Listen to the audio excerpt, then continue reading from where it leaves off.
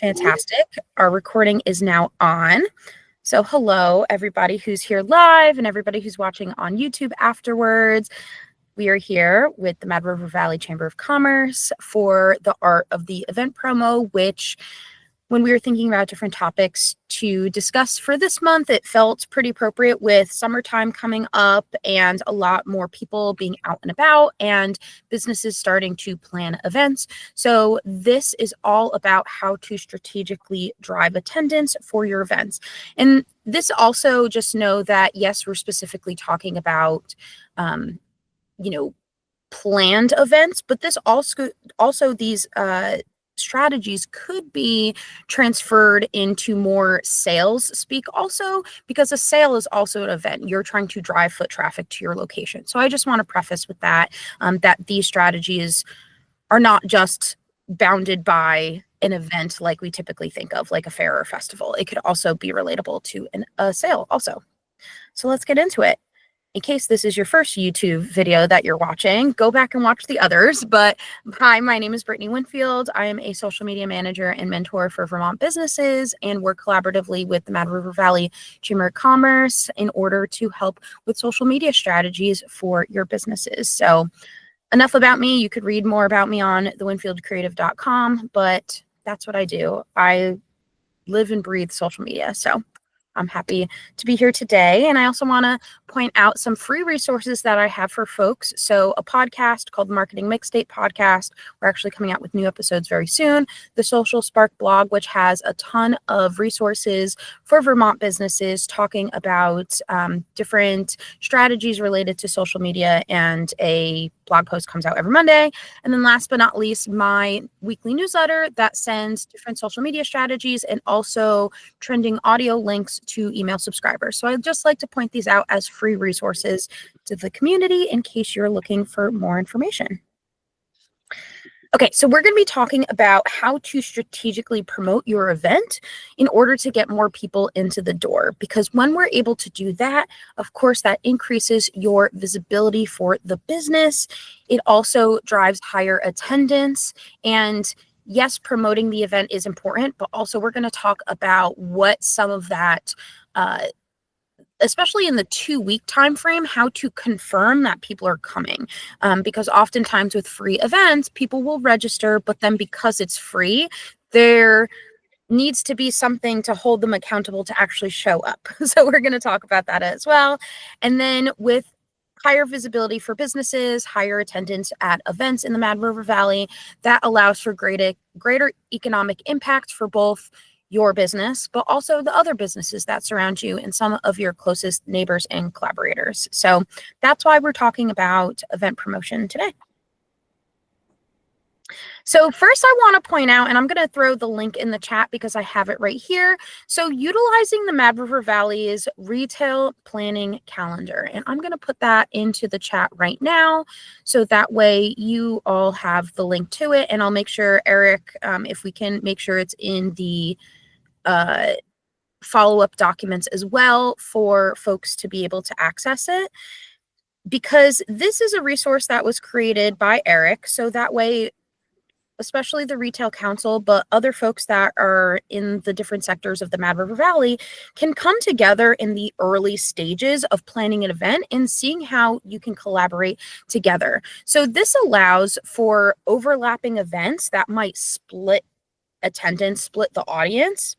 It also allows for opportunities for cross collaboration. And I also want to point out, you have access to the Mad River Valley's itinerary builder, which I'll also put the link in right now.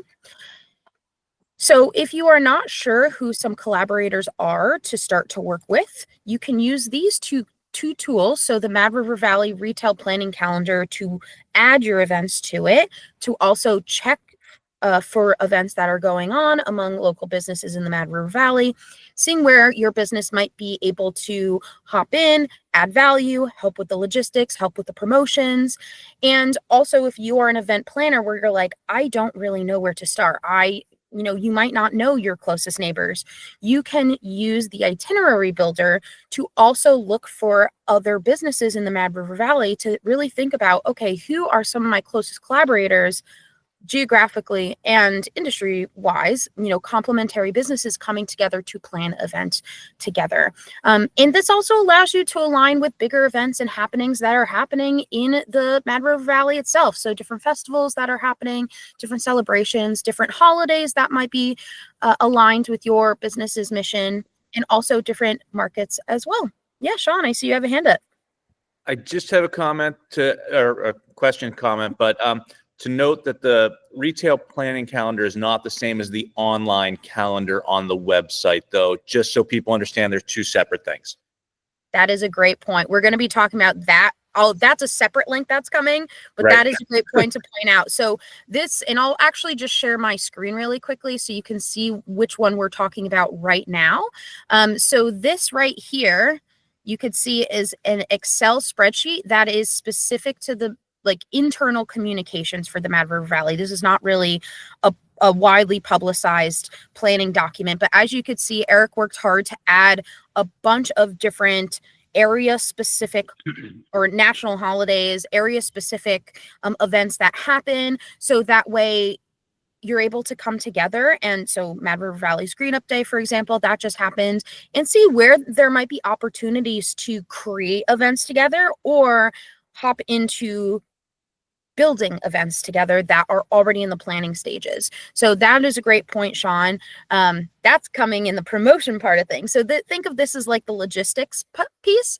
So going back to the presentation slides, I want to reiterate that if you are early in your planning stages, get your event, even if you don't have all of the details planned, that's totally okay.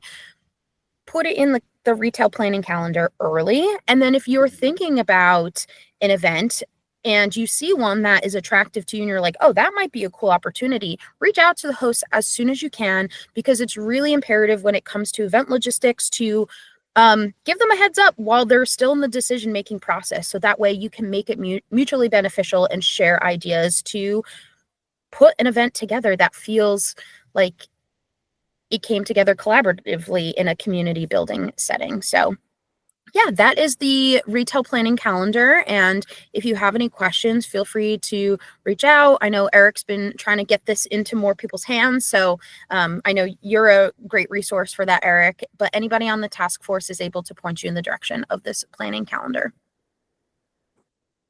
Okay, so when you have an idea for an event, it could feel like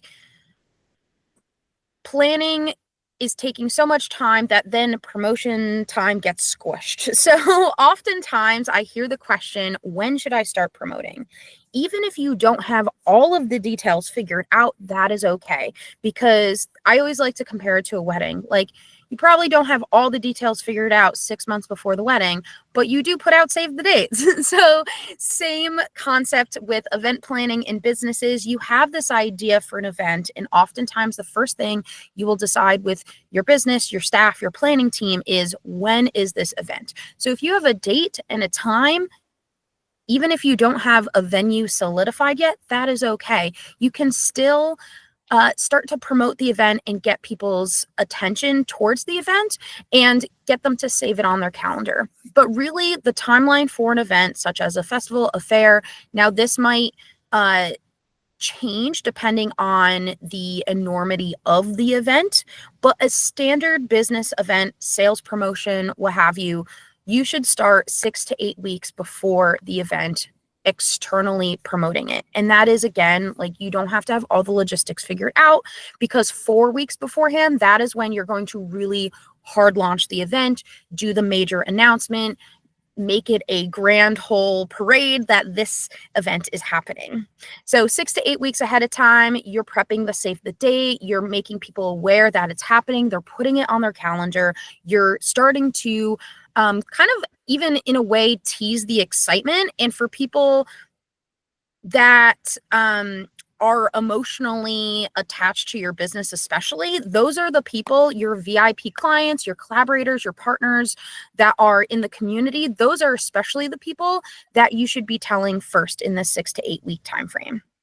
And then 4 weeks is the hard launch. So telling the general public and making a to-do about it. 2 weeks before the event, you definitely want to do an RSVP push, and also confirming that it's still on people's calendars, especially if it is a free event. And then 1 week ahead of time, this is where you remind people that it's happening. There's always going to be people that plans change. They're looking for things to do last minute, spontaneous outings with the family or partners or whatever. And this is really when you want to build up as much hype as possible. So as you are doing the final logistics, so let's say that you have signage printed for the event. Let's say that you have swag promotional items printed for the event. Like, this is especially the time where you want to hype people up on all of your marketing channels that this event is happening, it's coming. People can feel the excitable tension and the energy, which makes them want to attend the event even more. And then you have the event. So in this first part of the presentation, we're talking about what happens beforehand, and then we're also going to talk about what happens during the event and after the event. So how should you promote the event? There are 3 different types of channels that you have at your disposal to use in order to promote your events. And it could go even broader than this, but typically for Vermont businesses, these are the 3 different types of channels that you are able to utilize in order to market your event. So the channels that you own, this, for example, is your website. So by creating a landing page or adding it to your website's calendar, your email newsletter. I can talk about if you don't have an email newsletter, but especially if you have an email newsletter, that is where your email newsletter is like your personal love letter to your VIP clients and customers. This is where you will get higher percentage of conversions in general from your email newsletter, because the people that are on your email newsletter choose to be on your email newsletter. So it's a little bit different than posting on social media where it goes out to a global community. Your email newsletter especially should be in the know of the event that you are planning, and should be one of the first people to find out about the event even before you post it on Facebook, in my opinion. And then, of course, your physical location, if you have one.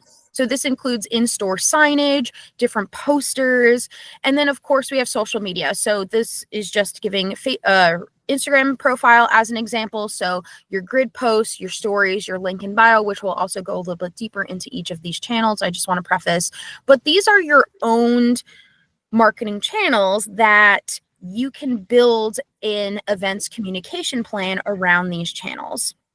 Which, spoiler alert, that's actually the PDF that you're getting today, is a checklist of all of this and where to promote your event. So if you're taking notes, don't worry about writing everything down. I did it for you.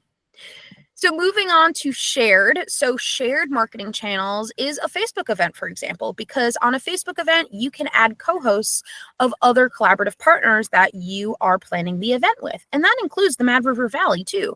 The Mad River Valley has a business Facebook page that Eric manages. So if it's an event that is a bigger community event, feel free to add the Mad River Valley as a co-host. And as soon as Eric accepts it, it will actually land on both of your pages, not just yours.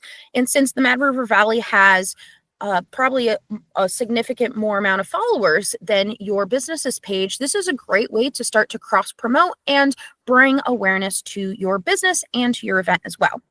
So, of course, any partners that you are planning the event with, shared would also be their social media pages. This would be their email newsletters as well.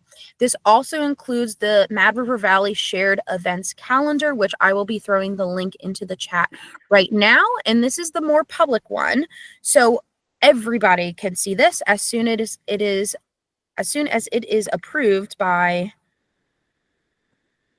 the person who sets those approvals for the Mad River Valley. And that is that third link going to you now.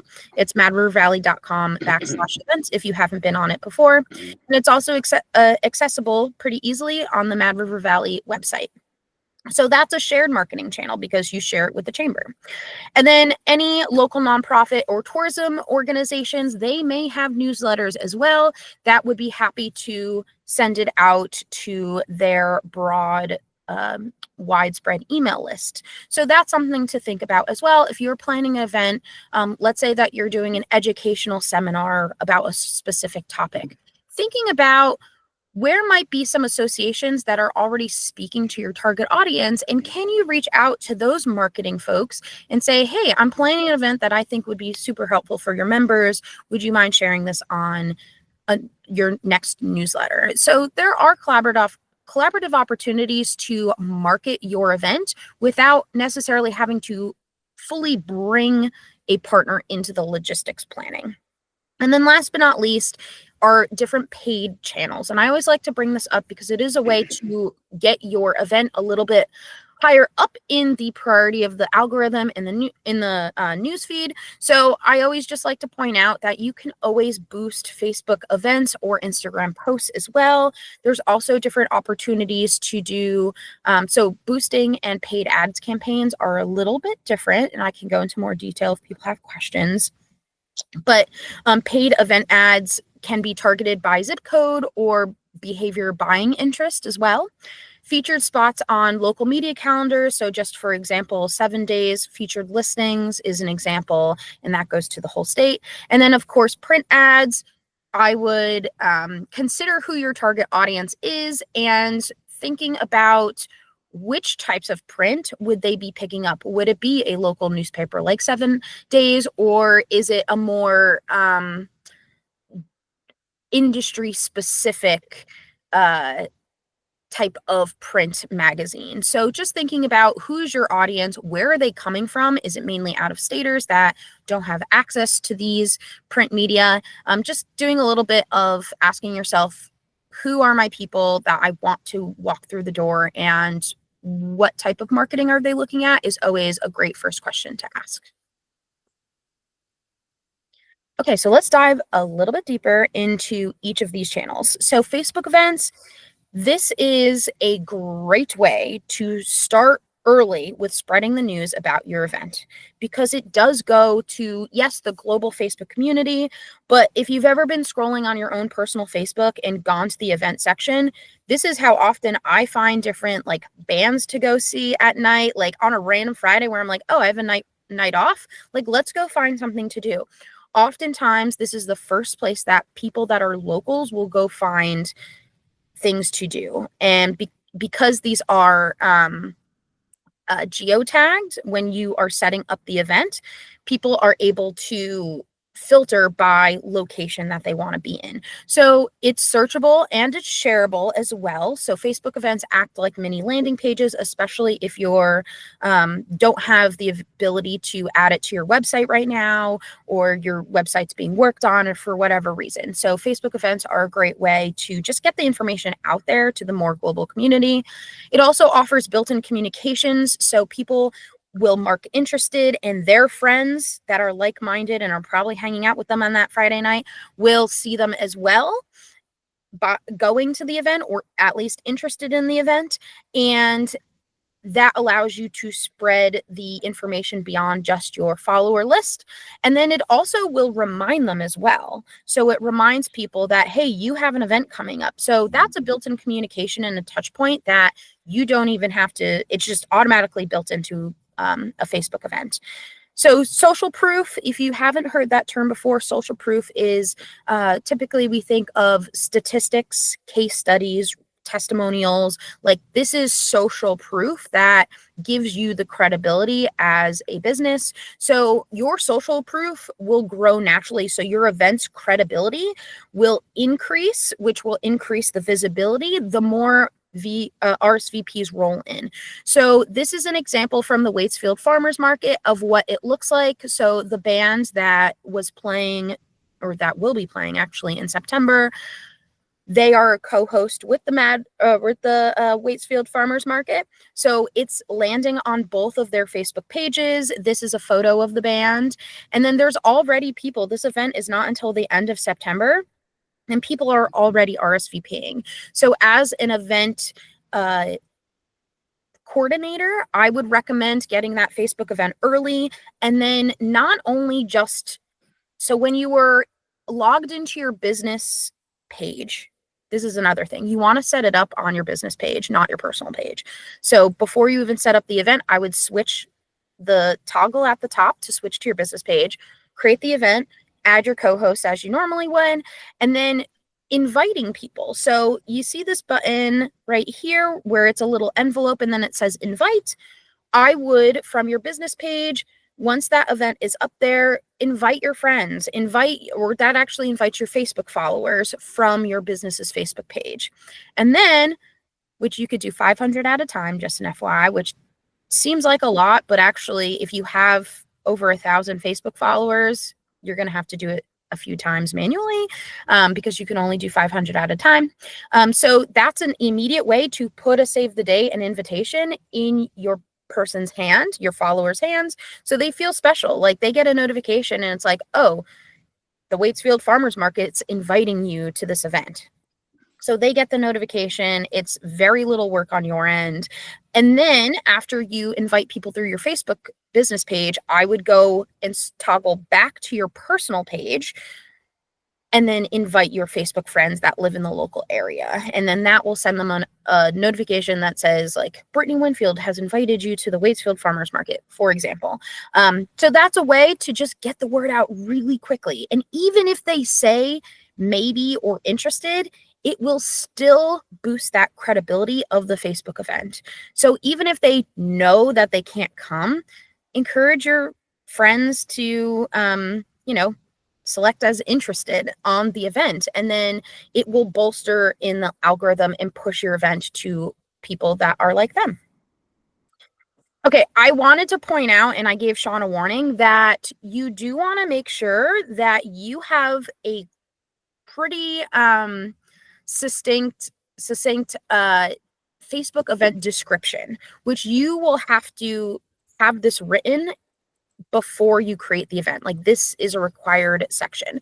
So as you can see, 1824 house, it tagged the location because Sean, when you set up this event, you said it's an in-person event. The duration based on what the time is that you set, public, which most of your events will be public. But I loved this example that Sean put together because it includes the most, like the 3 things that you should have in your event description structure is a hook, then the details, like what do they need to know in order for them to have a successful time at this event, and then a call to action. So in Sean's example, Super Bowl 53, it was 49ers versus Chiefs. So I love the hook of who's going to win. Is it the Swifties or the Deadheads, which I actually did not know what that meant in relation to the 49ers. Pretty funny there. So, it's a hook that it's like, oh, I wonder who's going to win. It starts that conversation of it's a big event that's about to happen. And then talking about the details. So the Snacker Bowl, I love how this is very unique to 1824. So you put the Roman numerals because that's what the Super Bowl does. But it's humorous in a way that it's unique to your business, Sean. So I thought you did a great job. And then you also talk to the people that are not just the football people, which I loved. And as somebody who didn't even understand what that reference meant, but somebody who loves to eat ribs, like you spoke to the different types of people based on what happens at a Super Bowl party. You have the people that are there for the football. You have the people there that are there for the snacks. You have the people that are there for the commercials. So I thought you did a great job. And you also gave the details that people needed to know. So you talked about the food that you would be serving. And so not only does that manage their expectations and puts a value to the price in which they're paying for the ticket, but you also get them feeling like hungry and wanting to come. So then you end it with a call to action, purchase tickets here with the link to purchase. So I thought this was a great example of a Facebook event, and I just want to give some kudos. So when you're writing a Facebook event description, you want to make sure that there is a hook. So this one was a reference to different Super Bowl references. Sometimes you'll see people ask a question. So are you somebody who ... because it speaks directly to that person and what they are feeling in the moment, not as much how you're feeling about the situation or the event, or you are evoking emotion in somebody. So emotion, that is what gets people to take action. And if you are having a few more questions about what to write in here, I would also recommend going back into the playlist and checking out the Speak Their Language video that we did not too long ago, because that'll go a little bit more into marketing messaging. But when you're writing events, these are the 3 factors that you should structure your Facebook event description. Okay, next we talk about Instagram. So Instagram is a way to spread the word even more among the global community and the localized community. So your grid post, which is the squares that are on your profile, that is really your anchor for the event. So I highly recommend pinning that post to the top, because chances are you are making that announcement weeks ahead of time, and you're going to have other posts that happen between then and now. So your event post, if you don't pin it, will get moved down. So when you pin it, it'll stay at the top. And oftentimes, if you really want to go the extra mile, because you can pin up to 3 at the top of your page, sometimes you'll see people create a banner, which it's just 3 individual posts that they pin. So when they pin all 3, it looks like a banner at the top. So I just want to give that, that's a little bit more extra, but that does happen with events sometimes, where people will create 3 posts that look like a grid. They'll split it, and then they'll post it strategically. So that way, when you're looking at their posts or their profile and it's pinned, you'll see the whole event graphic at the top. So I just like to point that out. And then stories are more visibility boosters, because stories, as we've learned in previous trainings, that stories are a great way to give people behind the scenes look at what you're working on. So this is a very low risk way to keep the hype and the attention on the event. And you can also use interactive stickers. So I took a screenshot of what stickers look like. So good ones for an event might be the link sticker right here. This is a very popular one. This allows you to link where to purchase tickets, for example, or that landing page on your website. Also polls. Polls are a great way, which you can add 4 responses into each poll. What are you looking most forward to? I'll just take Sean's as an example. Which food are you looking most forward to eating at Snacker Bowl? Is it the ribs? Is it the this? Is it the that? Is it that? And people can vote based on what they are most excited for. And that also gives you, as the event planner, an in to then direct message them, because you can see who votes on this stuff and say, hey, we can't wait to see you at Snacker Bowl this year. Grab your tickets here and send them the link. So that gives you an idea of like what people are interested as well. And then also countdown down here. So you can add a countdown sticker to your stories. So that way it looks like a clock timer. And on more of a psychological level, this puts a little bit of urgency on the situation. So if people haven't bought their tickets, for example, and you say, early bird discount for tickets ends at midnight with a countdown clock, that adds a little bit of pressure onto the situation. And, it makes them say like, oh crap, I only have like X amount of hours to do this. So using stickers is a great way to bring some interactivity into promoting the event with your audience. And then also for your grid posts, you can also put the event link in your bio. So when you go to edit profile, you can add up to 5 links. So you don't have to get rid of your website link if you don't want to. But as an extra one, you can add the event, either the Facebook event link or the landing page on your website, wherever that anchored information is with the most amount of details, and continuously use that call to action of see the link in bio, see the link in bio. So that way it is on your profile. It is very clear that you have an event going on, and that is the majority of what you talk about for that. Definitely that 4-week time frame, but I would even back it up to 6 weeks in that timeline.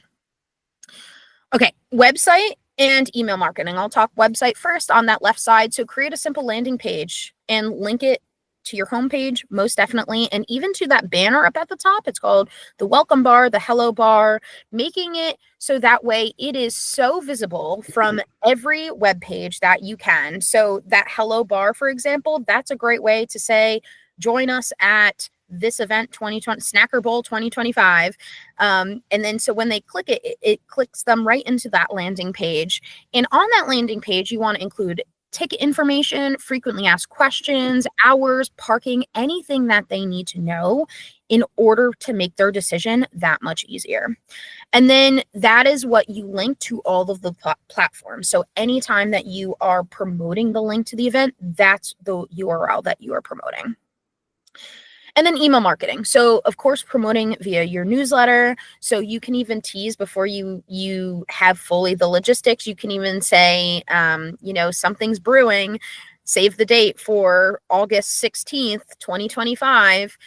You don't have to give them all the details because that actually sparks some curiosity of like, what do they have going on?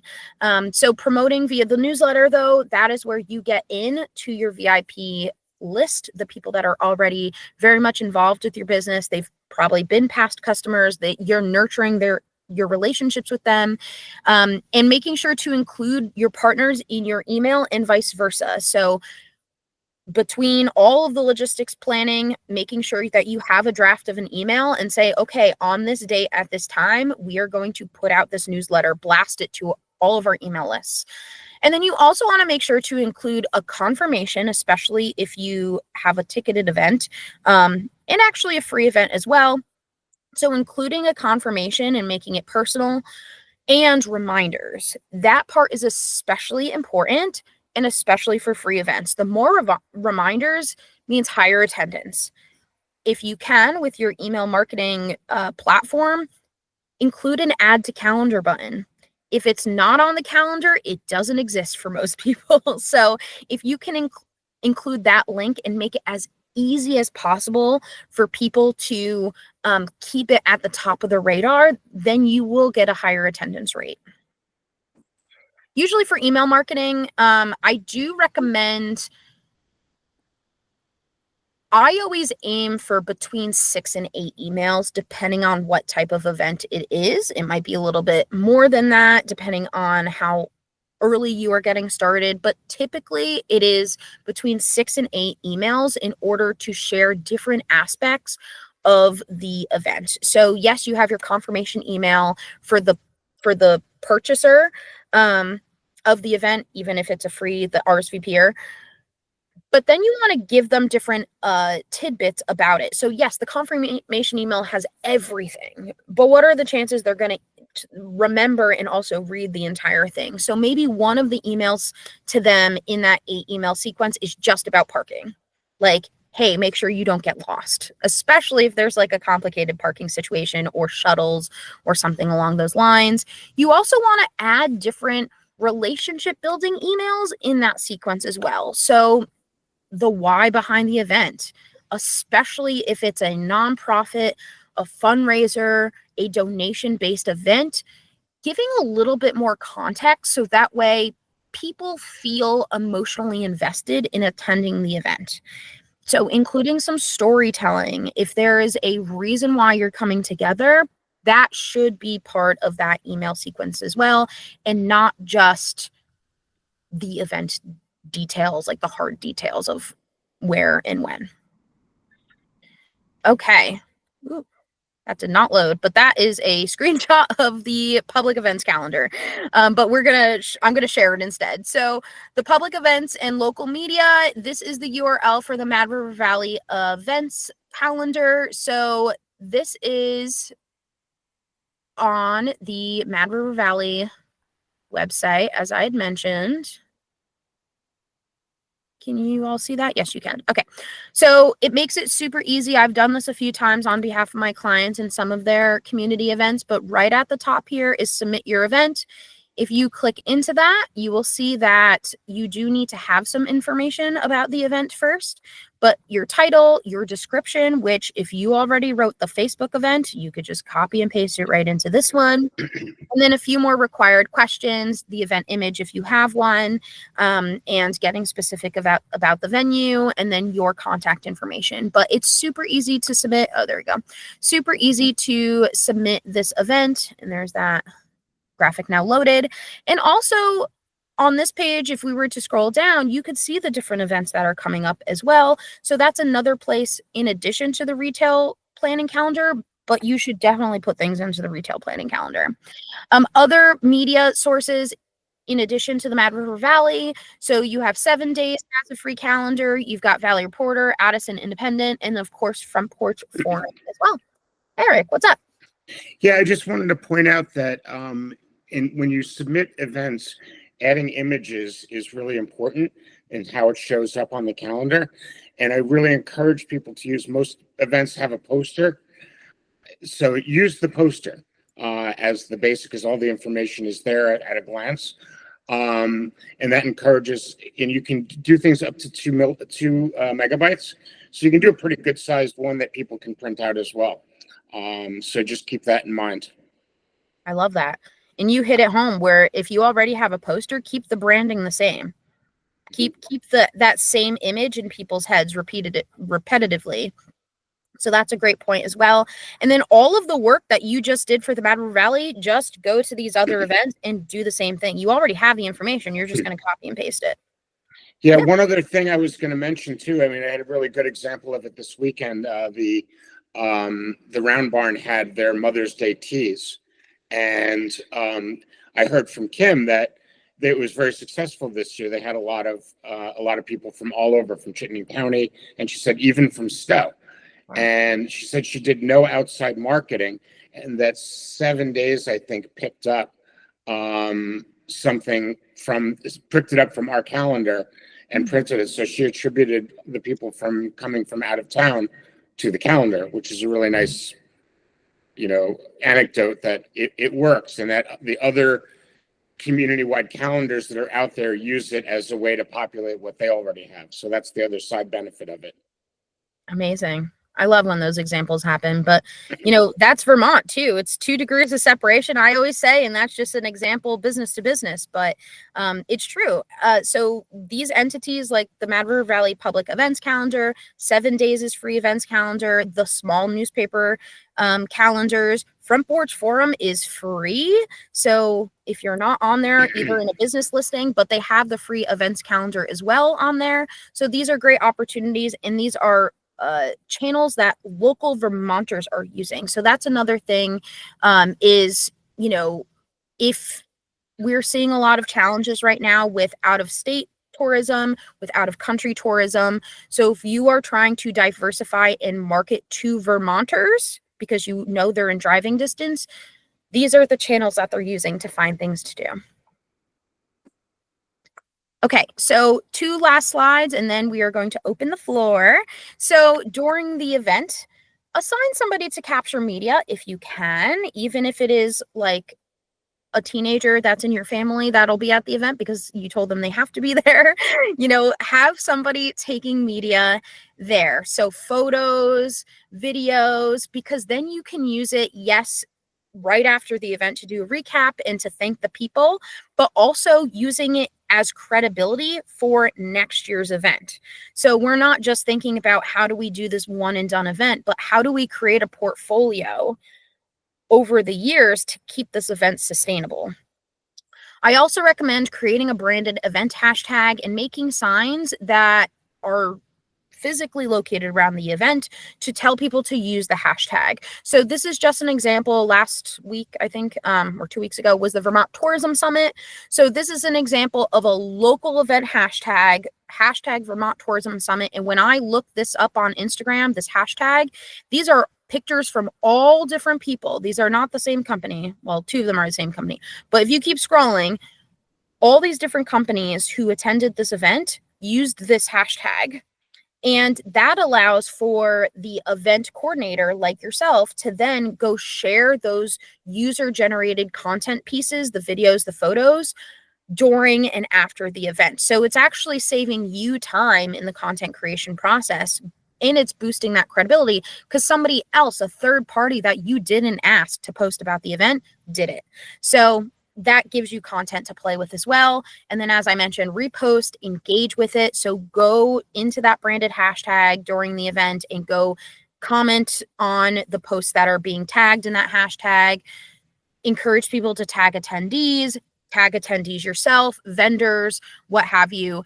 And of course, creating an atmosphere that's worth sharing. So, thinking about when you're doing these logistics, what are some activities, what are some highlights that people would want to share online? So that way it bolsters that visibility year after year. And then after the event, so sharing recap posts and thank yous, you can even make this multiple posts. Sometimes people do just like a very casual photo dump of the event, which is what they're calling it online nowadays. So that recap summary post, a more formal thank you to the vendors, hey, save the date for next year, even if you don't have the full details, just picking a date, maybe you even coordinate with the event planning and plan next year's during planning for this year. Sending thank yous and DMs and emails, so direct messages to people, especially if you're putting out recap posts and people are saying like, I had a great time, go slide into their direct messages, send them a voicemail or a text-based message and say, hey, thank you so much for coming. We look forward. Hope you had fun. We look forward to seeing you next year. Save the date for whatever date you were planning on. That just adds a little bit of a personal touch. And then, of course, sending those thank you emails to the folks that were registered. And then also, like, if you missed it, you missed a great time, like create a little bit of FOMO, fear of missing out. And then, of course, checking that event hashtag and giving the posts a nudge, and also give the people that attended a posting nudge as well. So you could do this in an email, you could do this in an Instagram story that says, we want to see your photos. Upload them to your Instagram story, tag whatever your handle is for your business, or use the hashtag. Usually I encourage after the event for them to tag your business's handle, but nudge them to post the photo. And then, of course, tagging all contributors in the content and the captions, because chances are they're going to share it with their people, and that allows for cross promotion with your follower list. And then using photos to tease the next event, even if it's next year, and even consider a newsletter sign up if you don't have all the details. So that way they stay in the know. So you might not have all the details, that's okay. But you could say, if you want to be the first one to find out when next year's event is, sign up for our newsletter. So you always want to have a follow-up communication plan, because when we see this excitability and then it just drops off, you want to keep the momentum going as long as possible. Okay. That's all I have as far as a formal presentation. I will be shutting off the recording so that way you can ask some more personal questions. I also wanted to point out our next session is June 10th at 10 a.m. We actually haven't decided on a topic, but as I was driving in today, I do want to kind of put it out to the community. What is a marketing related topic that you want to know about? Even if it's just a more open format Q&A, bring your questions. We want to know, what do you want to learn about? So the next one, though, save the date, is June 10th at 10 a.m. using the same meeting link that we're on today. And thank you for watching, those who are watching on YouTube. We're going to stay on, though. So that's the benefit of coming live, is you can stay on and ask personal questions. But I will be shutting off this recording. And to those watching on YouTube, thank you for tuning in. There we go.